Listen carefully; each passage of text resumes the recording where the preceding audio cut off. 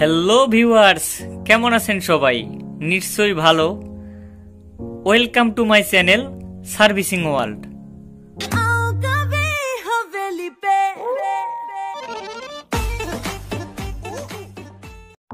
হ্যাঁ ভিউয়ার্স, আমাদের টিভিটি একদম ওকে আছে, কিন্তু 30 সেকেন্ড অথবা 1 মিনিট পরবর্তীতে আমাদের টিভিতে সমস্যা হচ্ছে। কীরকম সমস্যা হচ্ছে আপনারা দেখুন। আমাদের স্ক্রিন ছোট হয়ে যাচ্ছে, সবুজ কালার একটা আবরণ পড়তেছে। এটা একটা আনকমন সমস্যা। তাহলে চলুন আমাদের এই সমস্যাটি আমরা সমাধান করি। ভিডিওটি না টেনে সম্পূর্ণ দেখবেন, তাহলে আশা করি সমস্যাটি সমাধান করতে পারবেন। দেখুন ভিউয়ার্স, আমাদের কাছে একটা ডিজিটাল মিটার আছে। আমরা আমাদের ডিজিটাল মিটারে ডিসি রেঞ্জে আমরা নিয়ে নিলাম। এখন আমাদের যে মিটারের কালো প্রোব আমরা আমাদের টিভির চ্যানেল বক্সের সাথে কানেক্ট করলাম। দেখুন ভিউয়ার্স, টিভিতে একটি শব্দ হচ্ছে। এখন আমাদের যে 110 ভোল্টের ডায়োড আছে, যেটা ফ্লাইব্যাকে পাস করতেছে ভোল্টেজ, দেখুন ওখানে 108 ভোল্টেজ আছে, কিন্তু কিছুক্ষণ পরবর্তীতে 84, 99 আবার বিভিন্ন ভোল্টেজে পরিবর্তন হচ্ছে, 87, 85 বিভিন্ন ভোল্টেজে পরিবর্তন হচ্ছে। ভোল্টেজটা আসলে ড্রপ করতেছে 72, 50, 60, 73 এইরকম। এটা আসলে আমাদের টিভির পাওয়ার সেকশনের সমস্যা। এটা আসলে হরাইজেন্টাল সমস্যা নয়, এটা আমাদের যে EHT সেকশন হরাইজেন্টাল, এটা একদম কমপ্লিট আছে। দেখুন এই টিভি সার্কিটে একটি KLY সার্কিট লাগানো রয়েছে। এই KLY সার্কিটের জন্যই এই সমস্যাটি হয়ে থাকে। তাহলে এই KLY সার্কিটটি আমরা পরিবর্তন করব। আমরা একটি নতুন KLY সার্কিট নিলাম।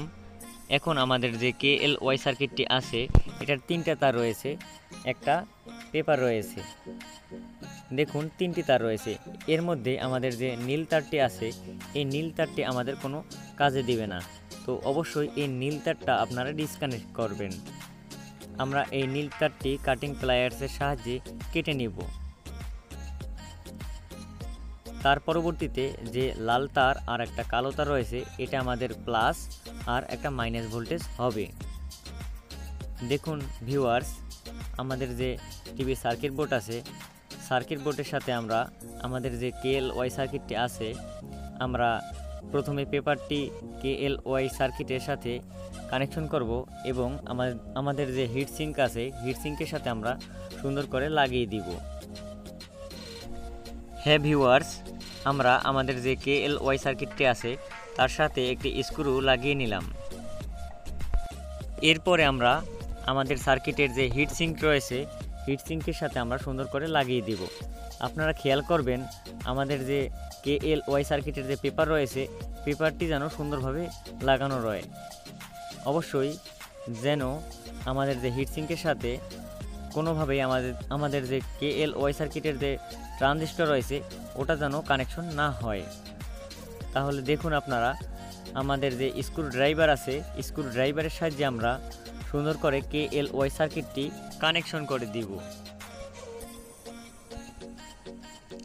তার পরবর্তীতে দেখুন আমাদের যে সার্কিট বোর্ডটি রয়েছে, এটার মাঝখানে যে ট্রানজিস্টরের পিন ছিল, ওটা আমাদের লাল তার সংযোগ হবে KLY সার্কিটের। সবাই লক্ষ্য করুন, মাঝখানের পিন এটা আমাদের KLY সার্কিটের যে প্লাস তার রয়েছে লাল তার, ওটা সংযোগ হবে। আর যে মাইনাস তার রয়েছে, এই মাইনাস তারটি অবশ্যই যে সাইডে মাইনাস অথবা ক্যাপাসিটরে যে মাইনাস আছে তার সাথে কানেকশন হবে। আমাদের যে KLY সার্কিটের যে প্লাস ওয়্যার আছে, ওটা আমরা আগেই লাগিয়ে নিচ্ছি। তার পরবর্তীতে যে মাইনাস কানেকশনটা আছে, মাইনাস কানেকশনটা আমাদের যে ট্রানজিস্টরের যে সাইডে যে পিন আছে, পিনের সাথে আমরা সুন্দর করে কানেকশন করে দিব। অবশ্যই যে লাল তারটি রয়েছে, ওটা আমাদের আগেই লাগানো রয়েছিল।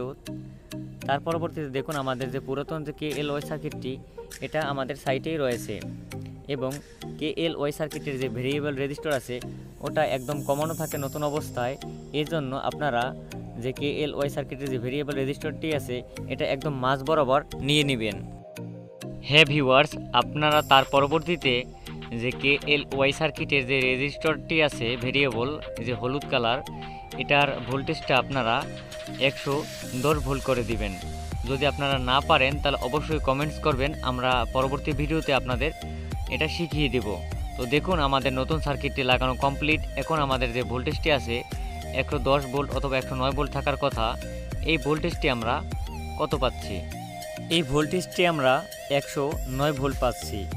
এখানে 109 থেকে 10 এর মধ্যে ভোল্টেজ থাকবে।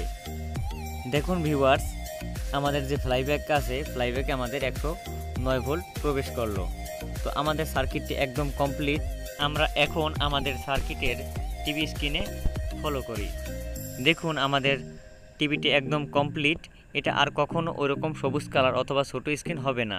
যদি আমাদের ভিডিওটি ভালো লেগে থাকে তাহলে অবশ্যই আমাদের ভিডিওতে একটি লাইক দিবেন।